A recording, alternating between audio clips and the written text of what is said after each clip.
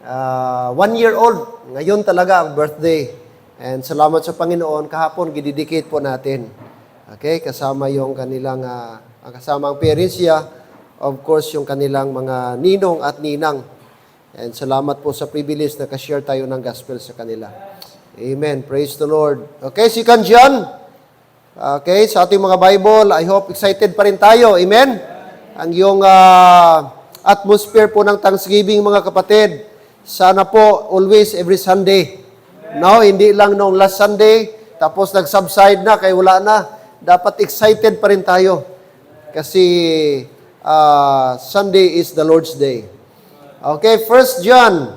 2 John, verse number 8. Wala na pong chapter yan, kay isang chapter lang po yan, isang book.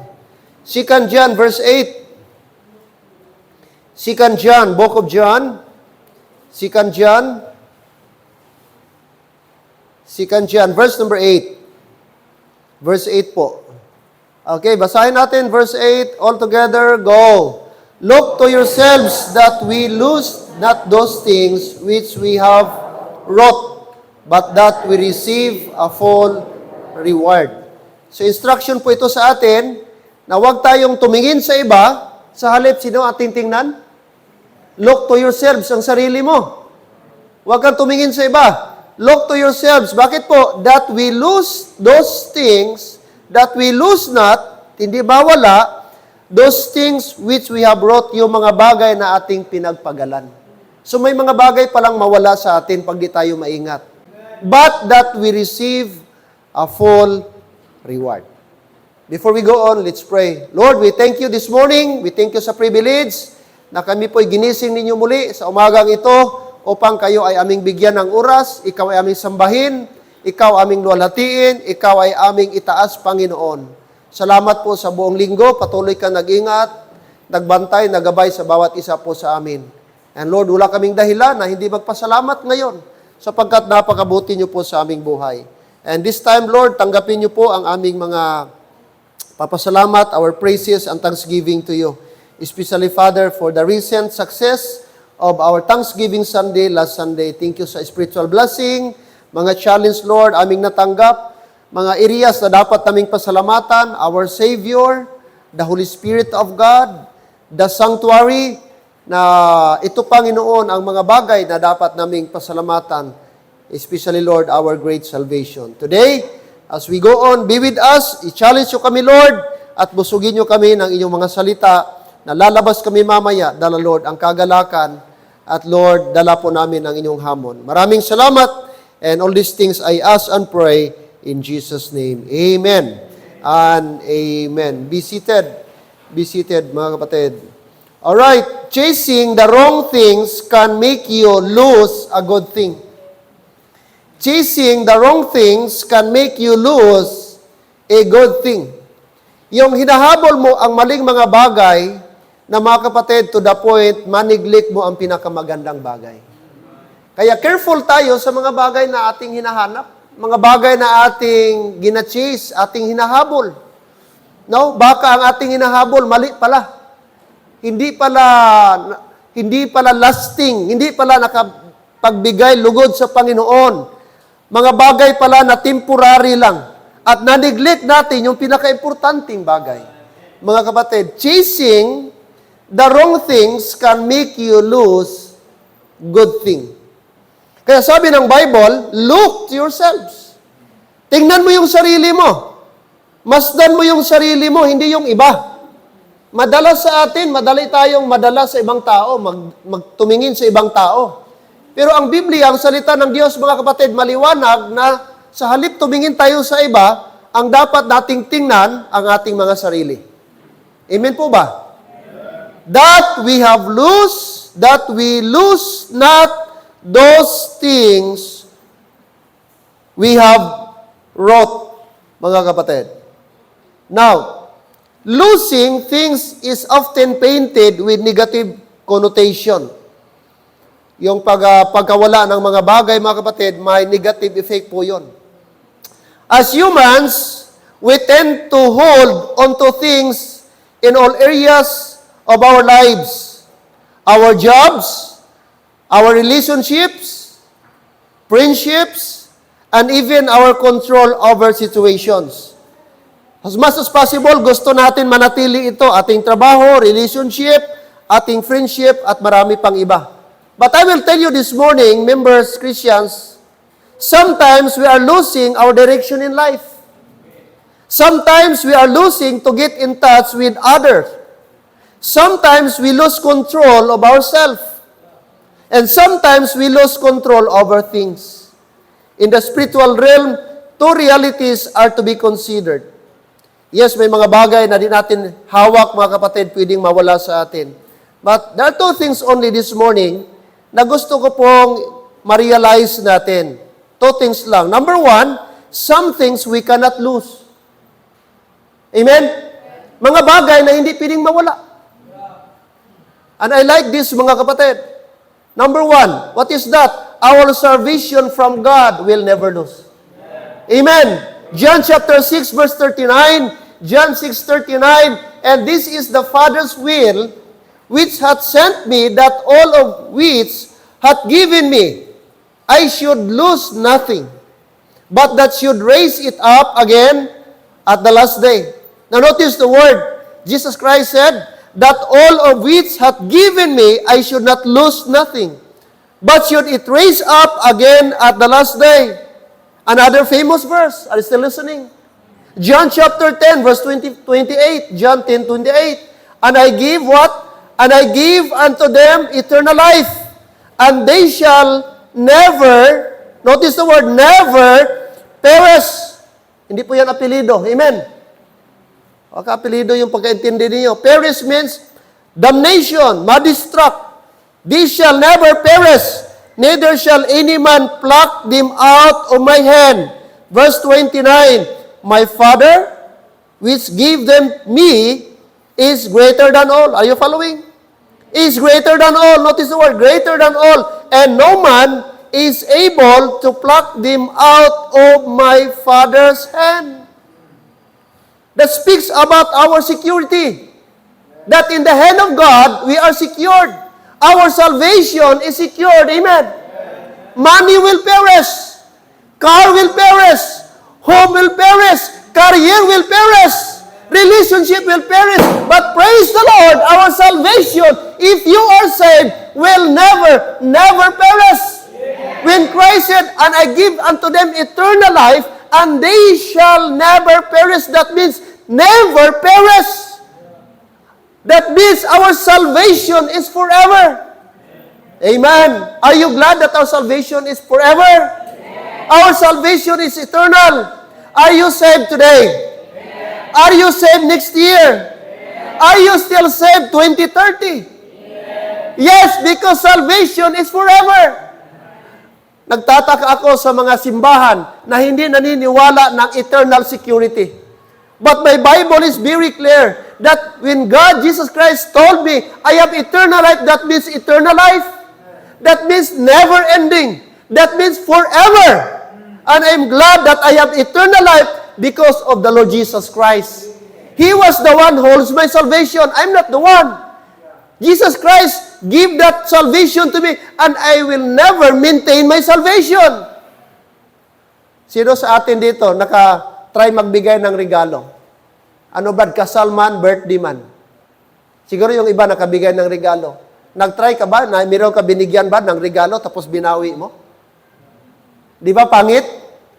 Kahit ano yan mga kapatid, gamitin mo niya o hindi, anong gawin niya, once binigay mo na, forever na yan, sa kanya na yan.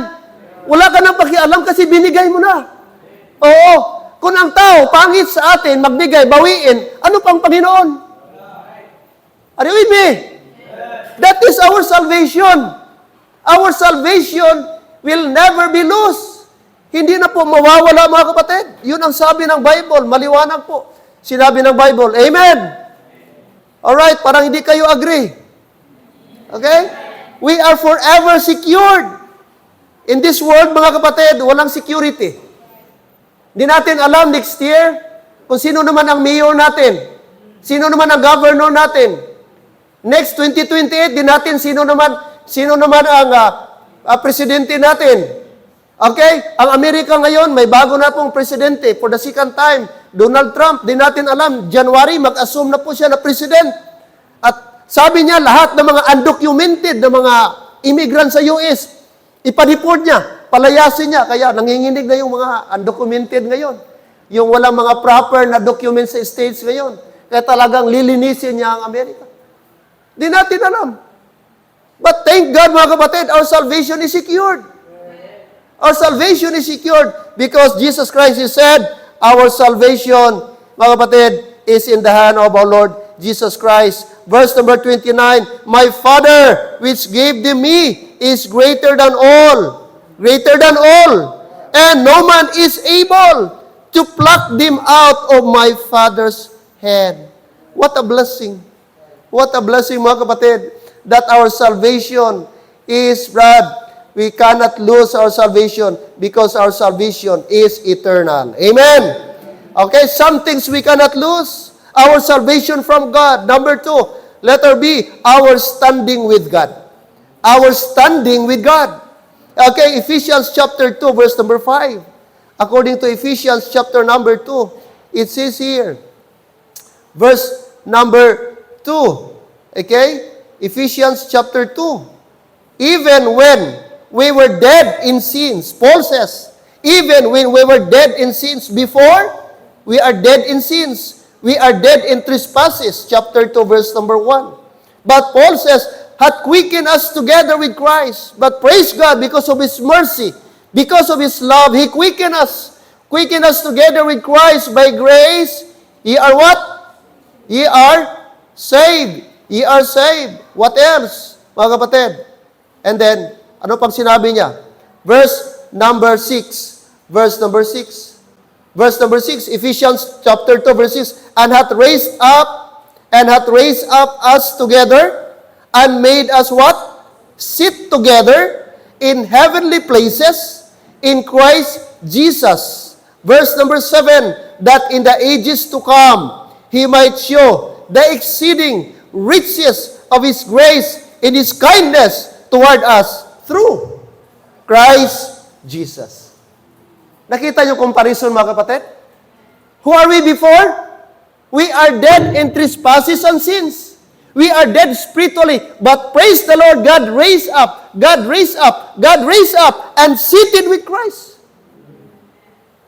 Ang angel, wala ka promise, mga kapatid, seated with Christ. Only the believers were promised by God to be seated with Christ in heavenly places. What a standing. Siguro tayo, mga kapatid, may imbitahan tayo na makapunta sa Malacanang. What a privilege. Tapos baka dinner natin si President Bongbong Marcos. Siguro lifetime achievement. Wow! Finally nakapunta ako Malacanang. Tapos, ang kasama ko sa dinner, ang Presidente ng Republic of the Philippines. What a pride. Amen? Pero yan, human lang yan, mga kapatid. How much more sa spiritual? Dati tayo, dead in Christ, dead in sins and trespasses. But the Bible says right now, because you are saved, because you are a child of God, you are seated with Christ. What a standing. What's a standing, mga kapatid? Praise the Lord, what a blessing. Amen? Oh, hindi na yan mawala sa atin. Hindi na yan forever na yan, mga kapatid. That is the promise of God. Verse number 6, and hath raised up together and made us sit together, take note, in heavenly places. So ang promise sa atin, heavenly places, hindi earthly. Kaya ang mga Jehovah's Witness, ang kanilang paradise sa lupa. Dito lang daw ang paradise, hindi sila pupunta doon. Hindi nila alam, susunugin ang mundo. Papalitan ito. Pero tayo, mga kapatid, children of God, member of the body of Christ, heavenly places ang ating destination. Kaya make sure today you are saved. Kasi di mo ito ma-enjoy, di mo ito ma-experience if you are not saved. Seated with Christ. Seated with Christ. What else? Our salvation from God will never lose. Our standing with Christ will never lose. Third, or letter C, the Spirit of God will never lose. Amen. Our seal and security, Ephesians 1:13. Look at Ephesians chapter 1, verse 13. Ephesians chapter number 1. Look at Ephesians chapter 1. Ginagamit natin ito kung mag-witness tayo. Pero dapat ma-realize natin, mga kapatid, Napakaganda ito. Oh, speaks also our security. Ephesians 1:13, in whom ye also trusted. After that ye heard the word of truth, the gospel of your salvation, in whom also after that ye believe. Take note, after ye believe, not before you believe, but after ye believe the gospel of your salvation. The Bible says, ye, that is you and me, ye were sealed. Okay, tapos na po, past tense niya. Ginamit is were. Okay? Ye were sealed with that Holy Spirit of promise. Verse number 14, in which is the earnest of what? Of our inheritance until the day or until the redemption of the purchased possession unto the praise of His what? Glory. Amen. The Bible says we were sealed. What is that? The Holy Spirit. That means, that is instantaneous. The moment you believe the gospel, that is also the moment that you were sealed by the Spirit. Amen. The Spirit, mga kapatid, nag-stay na po sa atin. And that is a proof, a token, na tayo po'y child of God. Tayo po'y anak na ng Diyos. And that seal cannot be taken from you. That seal will never be broken. That seal, mga kapatid, will never lose. Forever na po yan. Amen. Nasa atin ang Holy Spirit. Nung una, mga kapatid, in and out ang Holy Spirit before namatay si Jesus Christ. But praise God, after His death, in the dispensation of the grace, mga kapatid, it resides in our heart, the Holy Spirit of God. Amen. Praise the Lord, that our seal, and that is our security. What else? Not only that is our seal and security, but also the Holy Spirit is our comforter. John 16:17. Turn your Bible, John 16:17. Tingnan niyo po mga kapatid. John chapter number 16, verse 17. According to the Bible, Jesus Christ said in verse number 7, John 16:7, nevertheless, I tell you the truth, it is expedient for you that I go away. That is very necessary. Jesus Christ need to go away. That is to go back to His Father. That is expedient or necessary for you that I go away. For if I go not away, what's the result? The Comforter will not come unto you. So kailangan talaga si Jesus Christ aalis, babalik sa kanyang Ama, so that the Comforter will come. The Comforter will not come unto you. But if I depart, what did He say? Okay, I will send Him unto you. So ano ang tawag sa Holy Spirit? Comforter. Amen? Are you glad that we have a Comforter? Amen. It's the Holy Spirit that will comfort us. It is the Holy Spirit that will enlighten us. It is the Holy Spirit of God that will, mga kapatid, give us peace. Amen? He is a comforter. One of His function is to comfort the believers. Not only to convict believers, but also to comfort believers. That is why kahit ano kabigat, kalaki ang problema, kung Christian ka, never ka mag-suicide.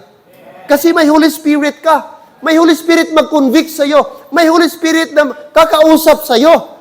At sasabihin ng Holy Spirit, may Panginoon ka. At dapat ka magtiwala sa Kanya. That's the function of the Holy Spirit. He is the comforter. He will not give you, mga kapatid, na ma-confuse ka. No. But He will enlighten you, mga kapatid. What else? Not only He is our comforter, but also our teacher. Look at backward tayo konti lang. Chapter 14. Chapter number 14. Chapter 14, look at verse 26. 26. John 14:26. But the Comforter, which is the Holy Ghost, whom the Father will send in my name, He shall what? He shall teach you all things. Take note. He shall teach you all things and bring all things to your remembrance, whatsoever I have said unto you. Notice, not only the Holy Spirit is our comforter, but also teacher. Amen? My Father will send in my name. He shall teach you all things. So it is the Holy Spirit that would teach us to do something. Amen? Maintindihan natin ang mga bagay na ito because it is the Holy Spirit that would teach us. Without the Holy Spirit's intervention, hindi maintindihan ng tao ang kalooban ng Diyos. Hindi maintindihan ng tao ang salita ng Diyos. Kaya kailangan niya ng Holy Spirit. Kasi ang Holy Spirit ang mag-enlighten sa tao para maintindihan niya at may connection siya sa mga espiritual na bagay. Kaya yung mga tao na notice niyo, kahit lawyer, matataas ang kanilang napag-aralan natapos, hindi nila maintindihan ang Bible. Alam niyo kung bakit? Sapagkat wala silang Holy Spirit. Kahit lawyer ka pa, kahit engineer ka pa, kung wala kang banal na espiritu, bali wala ito sa iyo, walang kwenta ang Bible. Kahit ano mo pa explain sa kanila, iba ang pag-intindi nila. Sapagkat walang Holy Spirit ang puso nila. Kasi ang Holy Spirit, siya yung agent magpaintindi sa atin sa mga espiritual na bagay. Kasi ang Bible, espiritual. So kailangan natin ng Holy Spirit. Amen. Kung walang Holy Spirit, parang ordinary libro lang ito. Kaya maboboard tayo. Di ko maintindihan yan. Parang magulo ang isip ko pag magbasa ako ng Bible. O, tama lang, kasi wala kang banal na espiritu. Kasi ang banal ng espiritu, siya yung mag-connect sa ating espiritu para maintindihan natin ang kanyang salita. Amen? Kaya kung para sa iyo, di mo naintindihan ang Bible ngayon at naboboard ka magbasa ng Bible, most likely, baka hindi ka ligtas. Kasi wala kang connection sa Bible. Kaya kailangan mo pa ng Holy Spirit para maintindihan mo ang kasalitaan ng Diyos.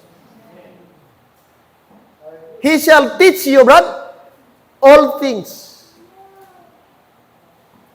The Holy Spirit. Kaya po, napakahalaga mga kapatid, magkaroon po tayo ng Holy Spirit. Amen? Praise the Lord. The moment mga kapatid, hindi na natin kailangan tawagin ang Holy Spirit. Di na natin i-invite ang Holy Spirit na magpunta sa atin, pumasok sa atin. Automatic, ibibigay ni Lord yan. I-provide ng Diyos yan the moment you believe the gospel. Because sabay po yan, na saved ka, you are automatically sealed also with the Spirit of God. Amen. Glory to God for that, mga kapatid. Oo. Now we have the Spirit, our teacher, our comforter. What else? What else? What is the function? Another function of the Holy Spirit, Romans 8:26. Turn your Bible. Romans chapter number 8. Romans chapter number 8. Romans chapter 8, verse number 26. Romans chapter number 8. All right. Let us read verse 26 and 27. 26 and 27. Romans 8, 26 and 27. Read.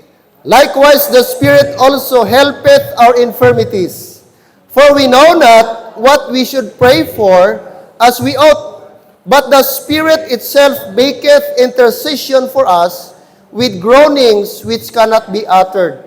And he that searcheth the hearts knoweth what is the mind of the Spirit, because he maketh intercession for the saints according to the will of God. So according to this verse, what's the function of the Holy Spirit? He is our helper and intercessor. He will intercede to the Father. Siya yung ang ating mga groanings, ating mga longings, ating mga desire. Dadalhin niya dito at i-present niya sa ating Ama. Yun po ang function ng Holy Spirit. He will help us. He will intercede us in our prayers. And he that searcheth the hearts knoweth what is the mind of the Spirit, because he maketh intercession for the saints according to the will of God. I praise God. I thank God because there is somebody that will intercede me before the Father, and that is the Holy Spirit. Kung maghanap kayong ganong trabaho ba, ano kailangan mo? Baker. Kahit degree holder ka, kahit top 1 ka pa, sa mundo natin ngayon, kung wala kang baker, mga kapatid, walang kwenta ang degree mo, walang kwentang papilis mo. Kasi ngayon, ang labanan, baker. But salamat, spiritual speaking, ang ating baker ngayon sa Ama, walang iba, ang ating Holy Spirit. The Holy Spirit of God. Siya yung aking anak mo na ito, Panginoon, nasilyuhan ko na. That's why tatanggapin mo ang kanyang prayer. Isa sa ating mga member nakapasa ng board exam sa criminology. Napasa niya mga kapatid ang agility. Ang tawag nito, 18 minutes na 3 kilometers, 18 minutes, 3 kilometers mo na takbuhin. Nakuha niya 15 minutes. So pasado. Ang push-up mga kapatid, 35 ang requirements, 1 minute push-up. 35 ka push-up in 1 minute. Nakuha niya 45 by paaman. 10. Pagdating sa neuro. Doon na lalabas ang mga padrino. Endorsement ni governor, endorsement ni mayor, endorsement ni kagawad, ni kapitan, kung sino pa yung mga kilala. Pasado lahat sa agility, physical, mga kapatid. Pero pagdating sa, tawag doon, psychological or neuro, mga kapatid, doon na. Imagine mo sa 1,300, 1,200, nakapasa sila sa physical exam. Ang kukunin mga kapatid sa neuro, 400 lang. Ang kuta, 200. Ganon, katindi. So kahit tapuan ka pa, pag wala kang kilala, sorry. But salamat sa spiritual kapatid, hindi po ganon. Amen? As long you are a child of God, you have an access to the Father. We have an access. Praise the Lord! There are teachings, mga kapatid, we can never lose our salvation. That's number 1. Amen? Our standing with Christ cannot be lost. The Spirit of God cannot be lost. Okay? But there are 3 things we can lose. May 3 bagay, mga kapatid, na pwede din pong mawala. Pag di tayo maingat, pwede itong mawala. Are you with me? Alright, number 1, our joy of salvation will be lost. Take note, not salvation, but the joy of your salvation will be lost. What is joy, mga kapatid? That means happiness. Our enjoyment. David says, Psalm 51, verse number 12. Psalm 51, verse number 12. Look at Psalm 51. According to Psalm chapter number 51. Psalm 51, verse number 12. Psalm 51, verse number 12.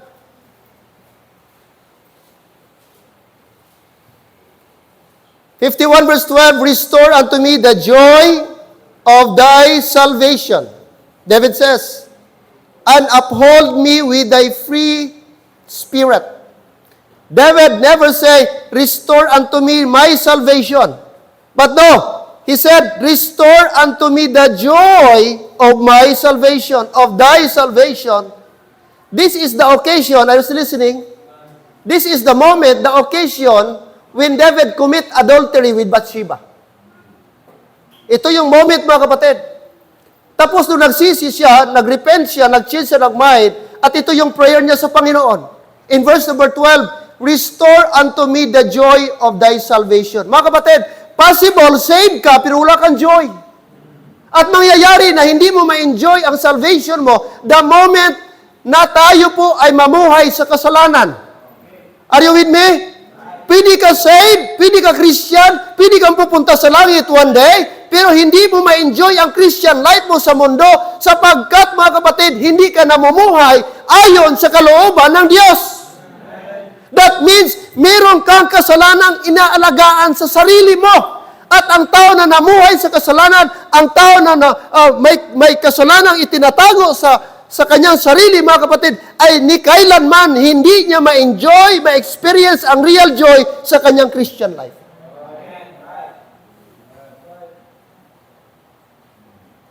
Hindi po nagsisinungaling ang Bible, mga kapatid. Bakit ka hindi nag-i-enjoy sa Word of God? Bakit ka nag-i-enjoy sa mga spiritual na bagay? Bakit ka hindi nag-i-enjoy sa mga bagay na related sa Panginoon? Kasi, mga kapatid, nakakunik ka sa mundo. May something, mga kapatid, na hindi mo mag-give up sa buhay mo. At hindi kailanman pwedeng i-mix ang Panginoon at ang mundo.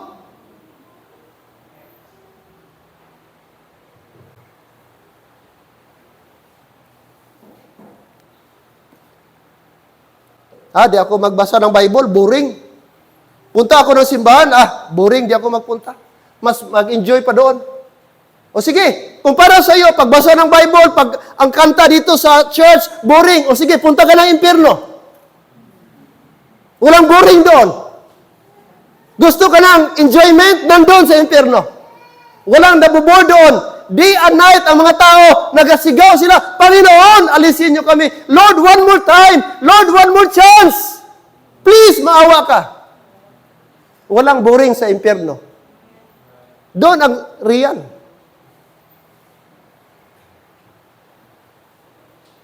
Hello? Unless, mga kapatid, bakit tayo hindi nag-grow? Kasi maybe may mga bagay na hindi pa natin na-surrender sa Panginoon. At hindi ka talaga mag-enjoy sa Christian life mo hanggat i-surrender mo yung mga bagay na yan. Hanggat may kasalanan na i-give up mo, mga kapatid. Hindi ka talaga mag-enjoy sa Panginoon. And I tell you, the real enjoyment is in the service of the King.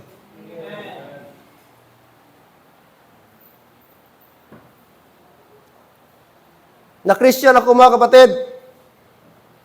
Although di pa namin naintindihan yung real gospel nung elementary pa kami, nung maliit pa kami. I grew up, born and raised, fundamental Baptist. Gasali na kami, mga DBBS. Mga kapatid, maliit pa kami. High school, medyo pa ganun-ganun, kunti ang buhay. But salamat sa Panginoon, mula nung first year college, nag-Bible school, hanggang ngayon, I would say more than half of my life, naging Christian ako. But never ko sinabi na nabuboring ako pagiging Christian. Isa sa pinaka-memorable na life ko, nung naging Christian ako, naka-attend ako ng mga youth camp, naka-attend ako ng mga youth rally, naka-attend ako ng mga conferences, and even until now, nakapunta ako Maynila dahil sa pagiging Christian ko, nakasakay ako ng eroplano dahil sa pagiging Christian ko. Halos napuntahan ko ang mga lugar nga never kong i-imagine makapunta ako. And it's a blessing sa pagiging Christian. At ikaw mismo makatestify, mga kapatid, maganda ang buhay Kristiyano kaysa unbeliever. Hindi boring ang pagiging Christian. Excited ang pagiging Christian. And it is, mga kapatid, very memorable ang pagiging Christian. Tingnan mo, kung unbeliever ka ngayon, maybe napahamak ka na. Kung unbeliever ka ngayon, lalaki ka, maybe patuloy kang palahubog ngayon. O maybe na-disgrasya ka. Duha lang na, either nalabuan ka, ikaw nakalabo. O maybe, ikaw ang nambuno, ikaw nabunuan. Either na, ikaw nabungguan, ikaw nakabunggo. O lately lang, mayroon namang nabungguan daw. Kahapon, kaninang madaling araw, na disgrasya, patay daw dito. Sa ating highway. Imagine mo. Kasi ang daming mga lasing ngayon. Baka kung di ka Christian, isa ka doon sa mga lasing. Mga lasinggero. Lasing Martes, lasing Merkules, hanggang weekend, puro lasing. Kaya sabihin mo ngayon, yan ang life na meaningful.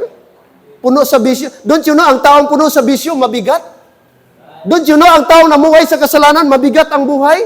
Hindi ka ba napapagod sa routine mo? Bisyo, inom, umpawan, inom naman, lingaw-lingaw, inom naman, bidyoke. Nakakapagod, mabigat ang bisyo. Masarap mabuhay, walang bisyo. Matutuwa ang Panginoon, matuwa ang pamilya mo, magiging productive ka sa society mo, may trabaho ka. Matuwa ang pamilya mo, tatay, ang anak mo, ang asawa mo, na umuwi ka nga, hindi ka lasing. Walang away, pagdating mo, may bit-bit kang isda, may bit-bit ka 1 kilong bigas. Di ba napakaganda? Nung una, pasuray-suray ka, ikaw may-ari ng daan. Pag ganun-ganun ka, para kung sino. Tapos, wala pang dalang bigas. Ang dapat ibigay mo, ibili mo ng bigas, isda, wala na, doon na kay kumpare. Tapos sabihin mo, masarap ang buhay na hindi Kristiyano. Mga kapatid, di mo naintindihan. Kasi kung naintindihan mo, ang buhay Kristiyano, napakasarap. Napakasarap mamuhay, napakasarap ang pamilya, napakasarap maglingkod sa Panginoon.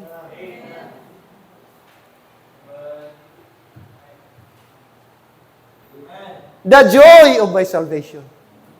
The joy of my salvation.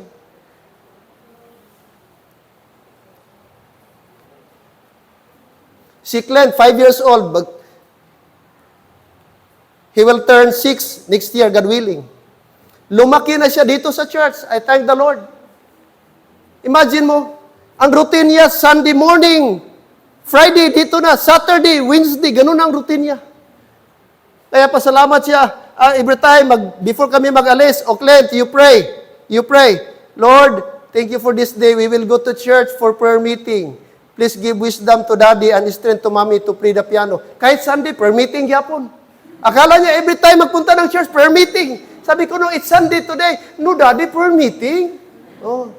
Kasi akala niya, every time magpunta ng simbahan, prayer meeting lahat. Oh. At least alam niya na ang puntahan namin simbahan. Mahirap yun, Lord, we will go to the beach today. Please give wisdom to Daddy. We will go to the mall today. Please give wisdom and strength to Daddy. Mahirap yun. Pero salamat ang kanyang mindset, Lord, please give wisdom to Daddy. We will go to church today. We will have a prayer meeting. Sa murang edad niya, at least alam niya ang prayer meeting. Na ang puntahan namin, prayer meeting. Tanong ko, ang anak mo, ano kayang alam nila?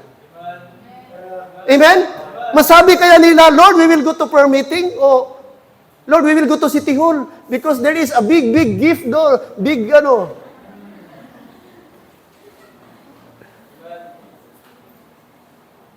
Amen? Christians, napakasarap na educate natin ating mga anak. Na hindi boring ni kailanman ang pagiging Christian. Masarap ang buhay ng Kristiyano. May kanta, Brad, ang buhay ng Kristiyano ay masayang tunay, masayang tunay, masayang tunay. Oh, anong supply? Masaya. Oh, napakaganda mga kapatid. Kung naboboard ka, there's something wrong sa buhay mo. There's something wrong sa buhay mo. Kung naboboard ka sa pagsisimba, naboboard ka umawit sa Panginoon, naboboard ka magbasa ng Bible, something is wrong. You better check yourself, mga kapatid, whether the Spirit of God is in you. The Bible says, examine yourselves whether ye are in the faith. Kasi ang tunay na Christian, nag-enjoy sa paglilingkod sa Panginoon. But David says, mga kapatid, pwedeng mawala yan kung may kasalanan tayo. The joy of my salvation. The joy of my salvation. You need to restore. You need to fix it right away. Because until na may kasalanan kang tinatago, young people, Christian members, listen, you will never experience the real joy in serving the Lord. Magiging routine na lang pagpunta mo. Punta tayo kasi si pastor, i-text naman tayo, paluapon naman ta, pamangkoton naman ta, diin ka, Brad, sis, young people, adto na lang ta, para why na-text si pastor. Routine sa'yo, Brad. Hindi ka totally nag-enjoy. Hindi talaga nasa puso mo ang paglilingkod. Lord, punta ako ng simbahan kasi Sunday ngayon. Lord, before matapos ang 2024, gusto ko, Lord, aming pamilya, intact kami sa church. I know Sunday, Lord, every Sunday is Thanksgiving Sunday. Ang pagpunta ko doon, Lord, pagpasalamat na until now, buhay ako, healthy ako, wala man kami maraming pera, but as long, mga kapatid, na tayo po ay healthy, that is enough blessing from the Lord. Maraming pera, pero may gihaya. Marami kang pera, nasa ICU ka, pipili ka. Di bali, walang pera. Huwag tayo mainggit ng mangutang ka dito para maihanda. Kung ano lang meron, yun na yun. Oh, pabungga-bungga ka sumang, after New Year, nganga ka. Kaya damo manguligta sa imo. Di na to. Hindi dapat ganun. Huwag kang magpadala doon, huwag kang magpapresyur. Kung ano lang meron. Kung may pato lang diya, kung may gamay diya nga, litson manok, it's okay. Isa ka litro diya, it's okay. Pasalamatin Ginoo, Lord, salamat. Bilog pamilya, intact kami. Di ka kay ma. Arkila ka man to ka, video kimasin nga. Ay, nako. Migo pa ta?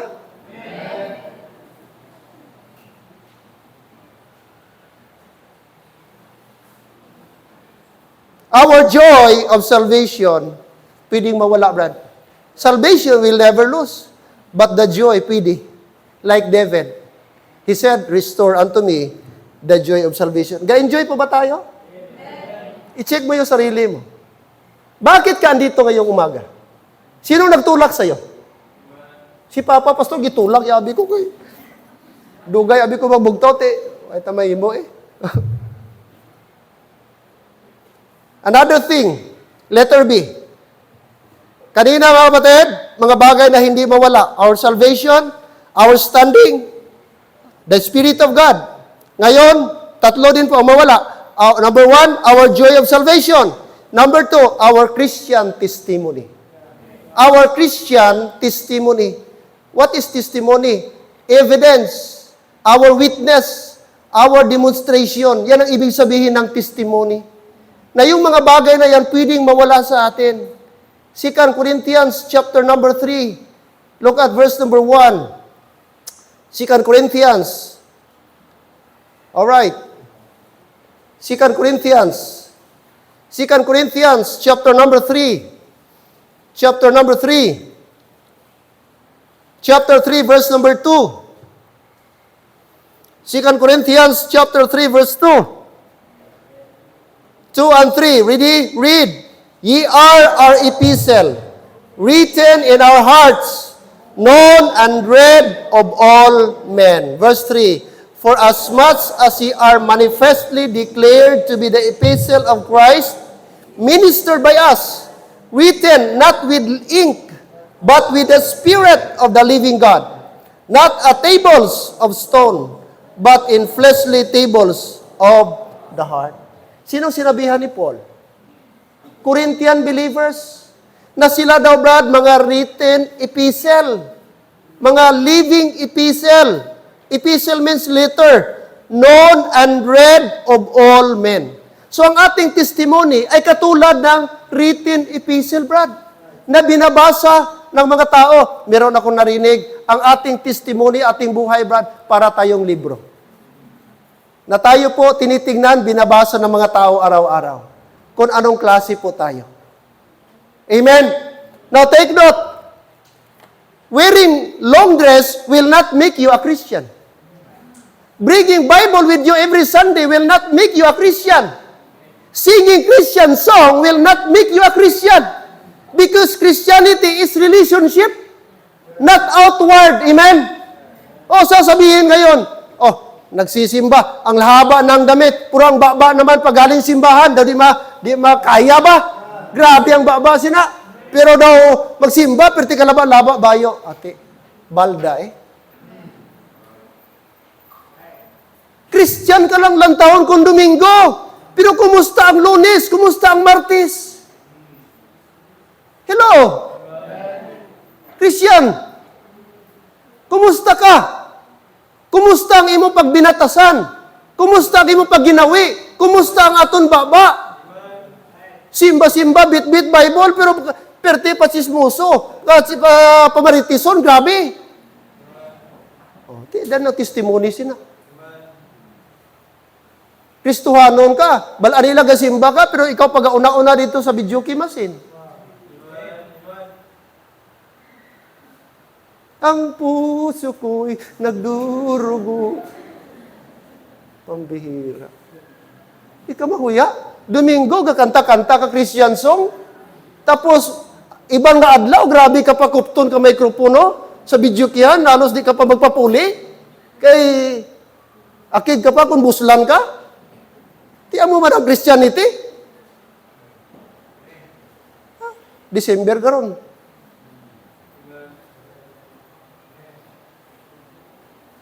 Pastor, konti lang Konti lang.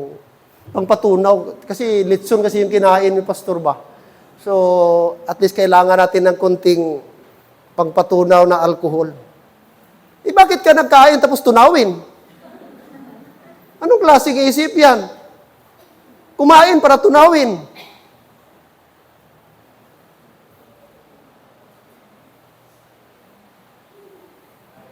Migo pa ta?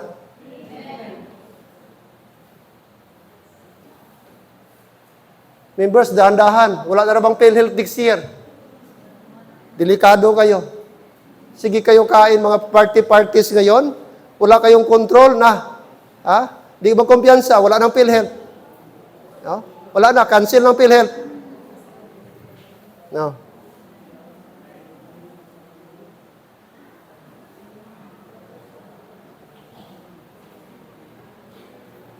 Christian testimony. Christian testimony is important, mga kapatid. We are ministered. Tayo, sabi ng Bible, tayo dapat maging witness tayo, maging evidence tayo, na sana po, tayo po ay kakaiba. Pwedeng mawala ang ating testimony. Ang pagiging Christian mo will never lose, pero ang testimony mo as a Christian will be lost. Pwedeng mawala if we are not careful. Kaya sabi po ng Bible, and be not unequally yoked. Hey, 2 Corinthians chapter number 6, before we will proceed to the last and final. 2 Corinthians chapter number 6. Chapter number 6. Very familiar ito. At nais ko po sana huwag tayong mag-compromise, mga kapatid. Especially in this tinatawag nilang holiday season. Verse number 14. 2 Corinthians 6:14. And be ye not. Negative na po yan, not. Tapos, unequally yoked. Take note, Anong an? Negative pa rin yan. Pag sinabing uncut. Uncut, anong tawag doon? Walang putol. So, nagsabi na siya ng not, nagsabi pa siya ng an. Sabi niya, be ye not unequally yoked. Picture po yan ng dalawang baka, na iisa lang yung kanilang yoke. Together with what? Unbelievers. For what fellowship hath righteousness with unrighteousness? And what communion hath light with what? Darkness. Hindi pwede ang unrighteous mag-combine, mag-fellowship sa unrighteous. Same with, mga kapatid, light and darkness. Hindi pwede. Hindi pwede mong pag-isahin ang light and darkness. And what concord hath Christ with Belial? Or what part hath he that believeth with an infidel? Verse 16, and what agreement hath the temple of God with idols?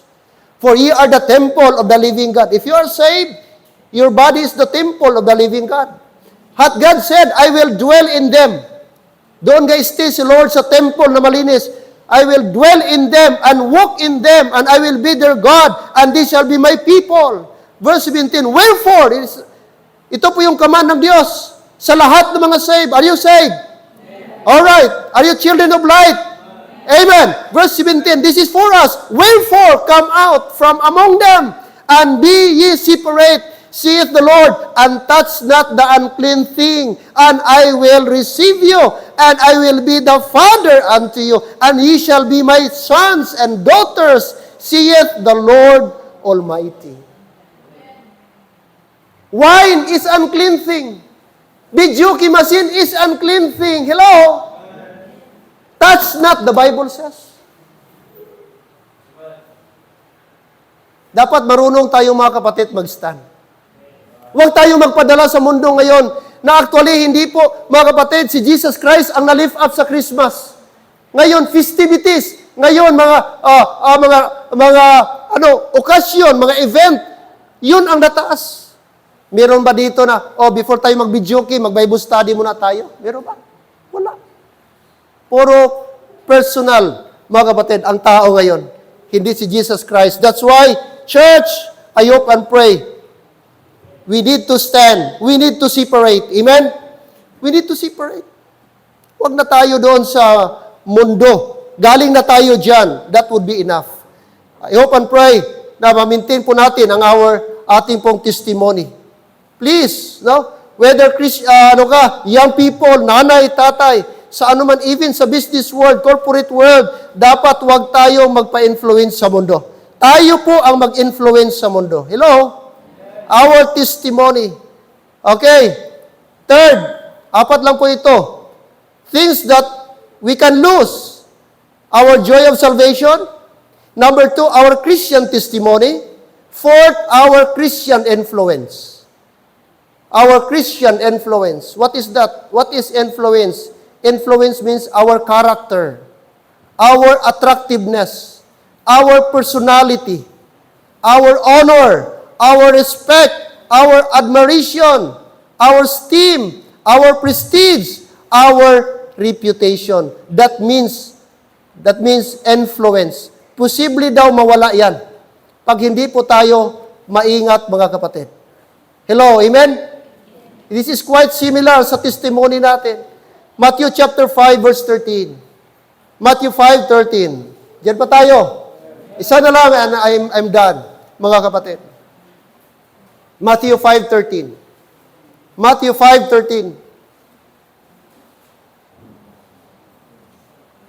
Matthew chapter 5 look at verse 13. Verse 13. Ye are the salt of the earth. But if the salt have lost his what? Savor, wherewith shall it be salted?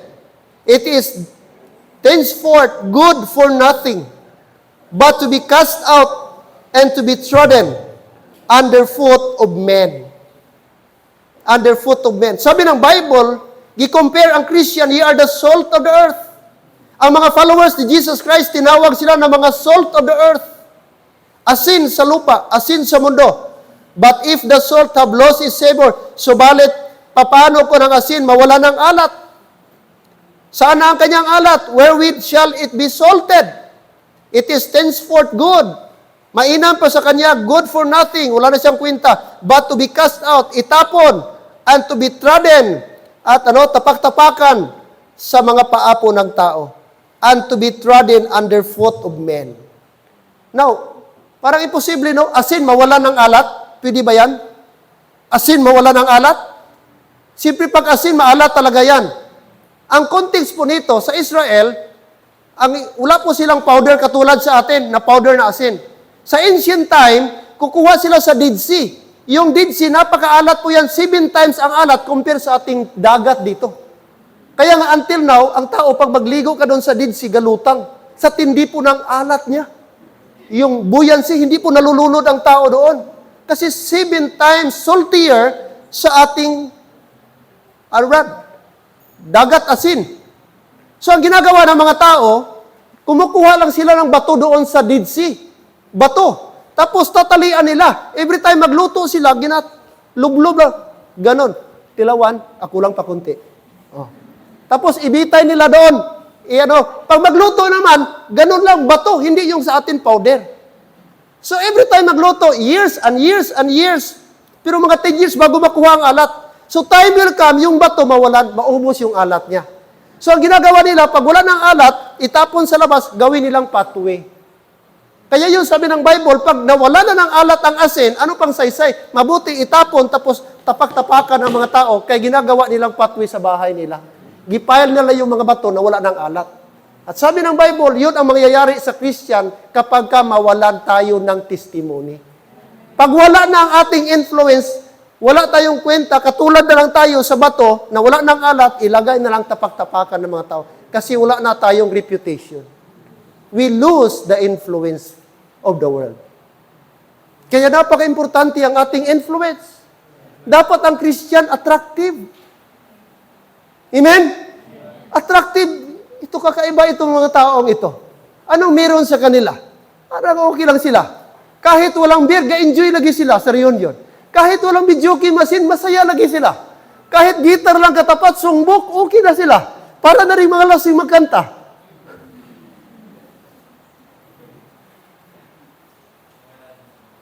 Pwede mag-enjoy tayo kahit walang inom. Amen? Kahit walang pulutan, pwede mag-enjoy, pwede tayo makipag-celebrate. Kasi hindi yan ang essence ng joy. At sabi ng Bible, ye are the salt of the earth. Christian, asin ka, asin ako. Sabi niya, anong kwenta sa isang bagay na wala ng alat? Kaya sana po, tayo ang, bilang tayo ang nagbibigay ng, ano ang asin? Preservative. Ano ang asin? Appetizer. Ang mundo, mga kapatid, pag wala ng Christian, walang kwenta. So tayo po, sabi ng Bible, ye are the salt of the earth. Tanong, the-function pa ba tayo as salt of the earth? Verse number 14. Verse 14, are you still there? What else? Ano pa sabi ng Bible? Verse 13, we are compared salt of the earth. Verse 14, ye are the light of the world. Ye are the light of the world. A city that is set on a hill cannot be hid. Not only we are called light, we are supposed to, give a pleasant sa mga bagay. And then not only that, but we are the light. We are supposed to light, we are supposed to shine. And, mga kapatid, magbigay po ng direction sa mga tao. Verse number 15, neither do men light a candle. Walang tao na nagsisindi ng kandila and put it under a bushel. Ilalagay sa isang bagay tapos takpan. But on a candlestick, yung lalagyan ng kandila, and give it light unto all that are in the house. Sabi na yan, verse 16, let your light, amen, let your light so shine before men, that they may see your good works and glorify your Father which is in heaven. May isang tao, mga kapatid, nasira yung bridge. Isa sa track po ng train, mga kapatid. So, kailangan mag-detour. Kailangan mag-detour. Merong station doon na tao na magdala siya ng flag. Iwan niya yung driver ng train, nasira ito na bridge. Tapos, kailangan niya mag-detour. So, station sa doon, bigyan siya ng flag. Mga kapatid, iwagayway niya, ibigay niya na sign, signal, mga kapatid. I-signal niya na sira itong bridge. Ganon lang ang trabaho ng isang tao doon. Tapos yung driver makita, mag-detour siya. Ganon. So, papalapit na yung train. Grabe yung pag-warn ng tao na mag-detour. Ganon. Pero napansin ng tao doon na hindi man lang nag-reduce ng speed limit yung train. Ganon pa rin. Tuloy-tuloy pa rin despite na grabe na yung pag-signal niya, effort niya. Ganon, mga kapatid, yung flag niya. Hanggang tuloy-tuloy. Tuloy-tuloy talaga doon sa sira na bridge. In short, na-disgrasya yung train, na-derail, o na-disgrasya. Na-found out, mga kapatid, later on, na ang reason kung bakit hindi napansin ng driver na yung, na-disgrasya sila, instead mag-detour, kasi ang flag pala faded na. Di na maklaro ang flag, mga kapatid, instead na white, mag-warn sana, dahil sa dumi, dahil sa kung ano-ano na, hindi napansin na may flag pala na ginawave. Nag-serve ng warning. Sa atin, nag-serve tayo ng warning. Ang ating influence. Amen? Sa ating mga pamilya, ating loved ones, tayo sana makita nila ang ating influence. Pero posibleng mawala yan, pag tayo po, mga kapatid, walang separation sa mundo. Our testimony. That's why the Bible says, let your light. Let your light. Amen? Anong dapat gawin natin sa light? Let your light so shine. Let your light so shine before men. That is the word. That they may see your good works. Anong makita? Good works. Paano tayo maging light kung walang good works ba? Kaya good works importante after salvation. That they may see your what? Good works and glorify your Father which is in heaven. Sana po, before mag-end ang year, sana mag-i-influence tayo. May gathering kayo sa pamilya ninyo, take time. Kung hindi Christian si Mister, ikaw na wife, mag-lead. Mag-share tayo, mag-Bible reading tayo, mag-devotional tayo. Before mag-New Year, before alas 12, before kayo anong gawin ninyo, baka ang iba sa inyo, mag-exchange gift, baka maglaro-laro. Why not? May mag-initiate sa inyo. Mag-Bible reading muna tayo. Mag-pray muna tayo. Kasi pag alas 12 na, wala na. Di na marinig ang prayer mo, Brad. Ang mga tao, ang isip niyan, puro kain-kain na, laro-laro na. Why not before alas 12? Ma'am, kung di kaya ni Mister, i-gather mong pamilya mo. Magpasalamat kayo kay Lord.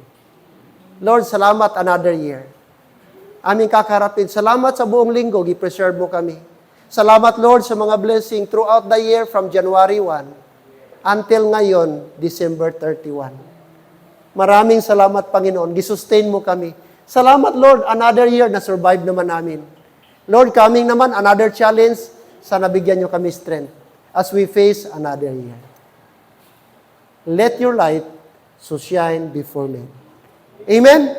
Mga kapatid, I hope and pray na sana po, okay, sabi ng Bible, let's close, mga kapatid, lastly, ano pang pwedeng mawala before I close? Our crowns.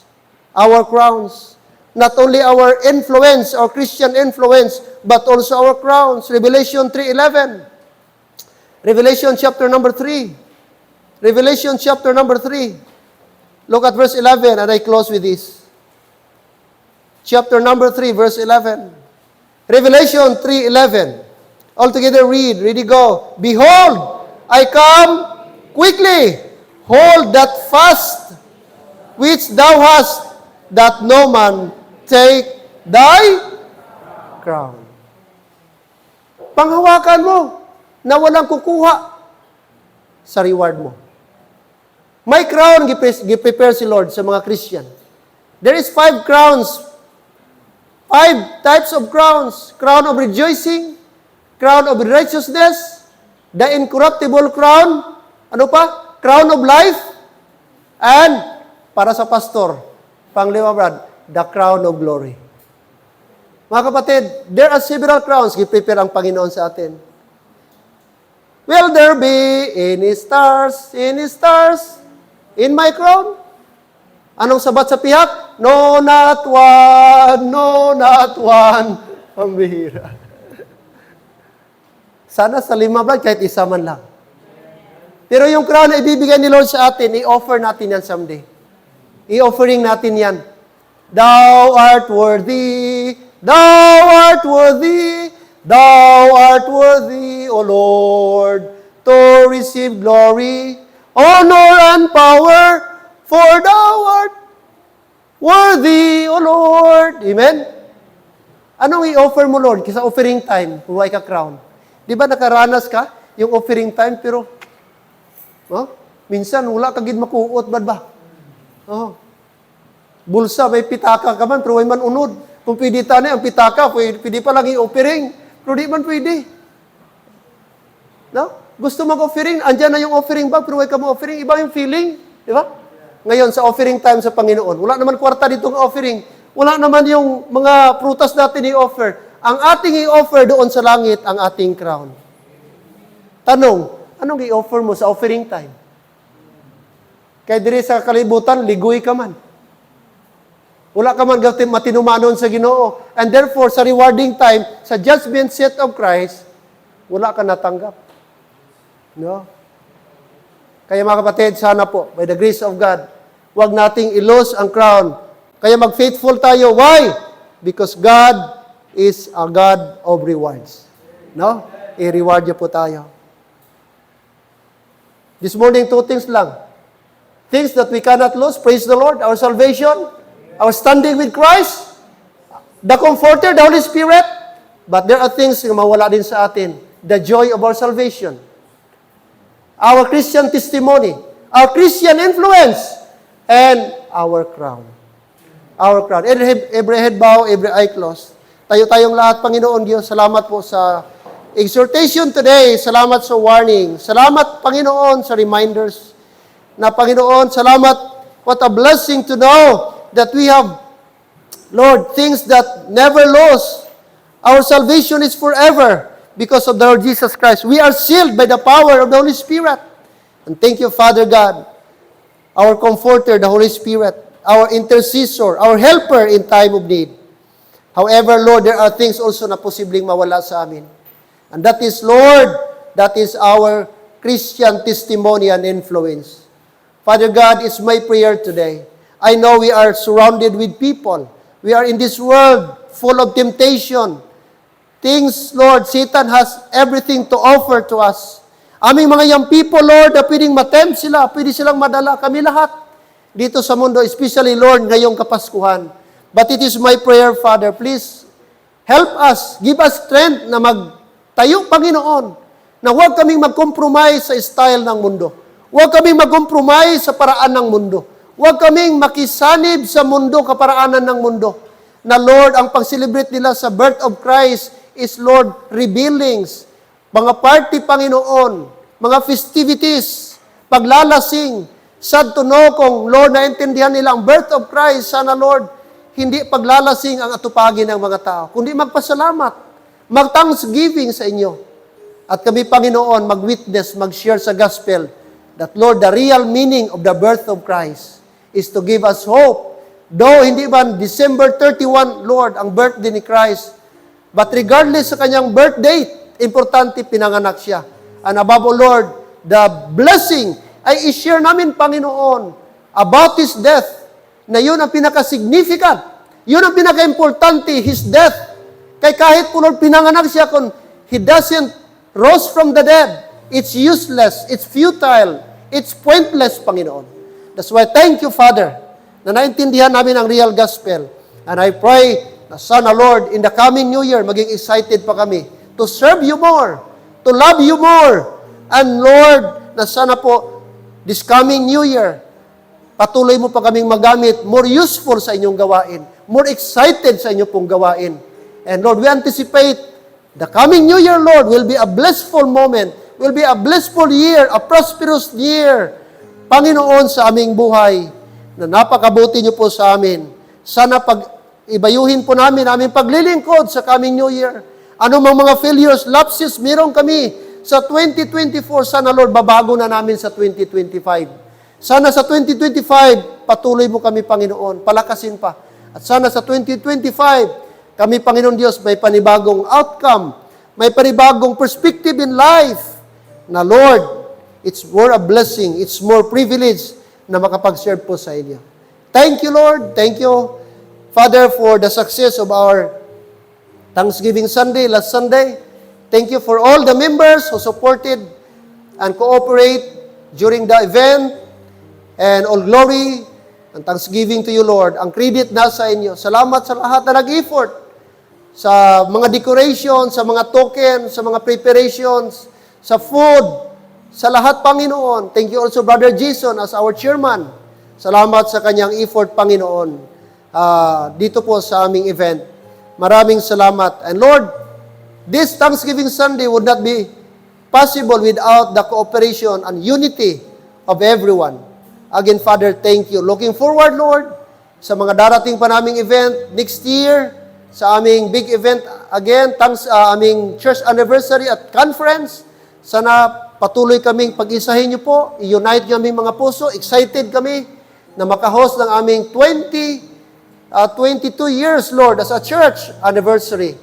And Lord, makahost po ng Bible conference. What a blessing.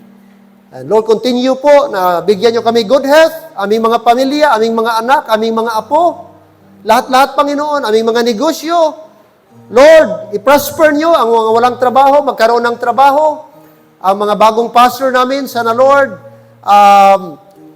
makaparangking sila, magkaroon ng trabaho, opportunities. Lahat, Panginoon, we anticipate. Above all, Lord, thank you for the free salvation that you have given to us. Thank you, Father. It's my prayer today, before we go on, before we go out, Lord, magkaroon po kami ng commitment para po sa inyo.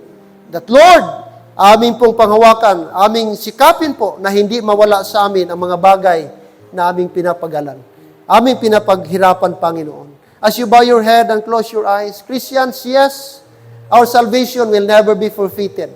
Our salvation will never be taken from us because we are eternally secured because of the love of Jesus Christ. No one can separate us from the love of Christ. Praise the Lord for God. We have the Spirit of God who sealed us, who indwells with us, and our position with Christ. We are seated with Christ one day in heavenly places. What a blessing. But Christians, there are things na pwedeng mawala sa atin. Ang ating testimony, posibleng mawala. Even our influence, posibleng mawala. And our crowns could be possibly mawala if we are not careful. That's why we need to pray hard. We need to come to the Lord. We need to ask His help, His assistance, His guidance. Lord, please help me. I don't want that I will lose my reward. I don't want to lose my testimony. I don't want to lose my influence. Lord, kung anong influence ko, help me that I could maintain my influence. I don't want, Lord, na mawala yung aking reputation. The greatest, mga kapatid, asset that we have. Listen, the greatest treasure that we have, Christians, is our influence. Our integrity, our reputation as a Christian. Mawala ka man ng pera, is okay. But once mawalan ka na ng integrity sa buhay, mawalan ka na ng testimony sa buhay, it's nothing. It's nothing. Kaya mga kapatid, kahit tayo po ay mahirap lamang, hindi man tayo popular, as long we have that integrity, as long we have that Christian testimony, napakalaking blessing po. Kaya this morning, can you come to the altar and pray, Lord, please help me that I could maintain my Christian testimony. I know some people are looking at me. People are observing me. Lord, please help me that I could influence people by my life. Lord, please help me. Can you come? Can you come? Are you willing? Can you pray to God, Lord, please help me that I could influence my family. I could be an influence to my husband. Kung di pa sa ibang husband mo, be an influence, be a testimony to your husband, to your family na unsaved pa. Be a testimony. Young people, if your parents is not yet saved, be a testimony to your unsaved parents.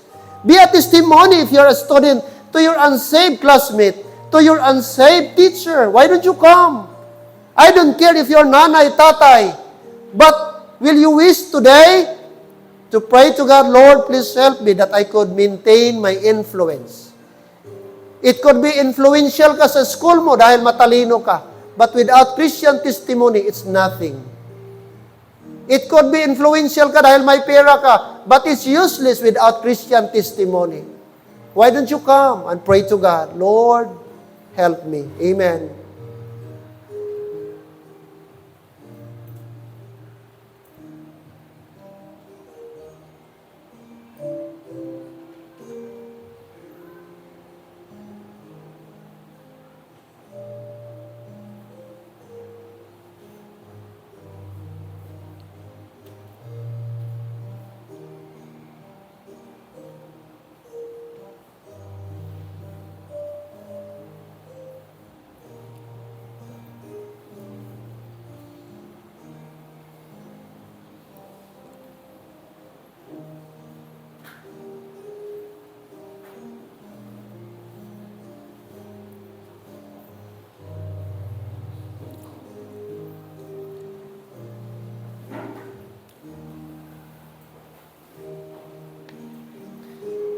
Our gracious and eternal God, Father, we thank you for this opportunity that we can kneel together in this altar.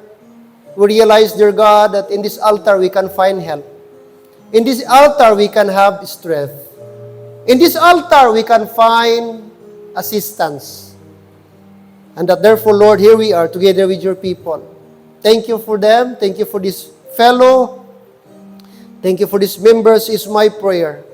That you would help us all.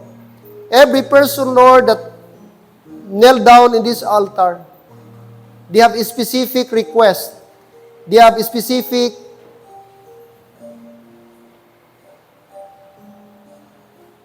cares, Lord, and concern. Whatever it is, dear God, I know for sure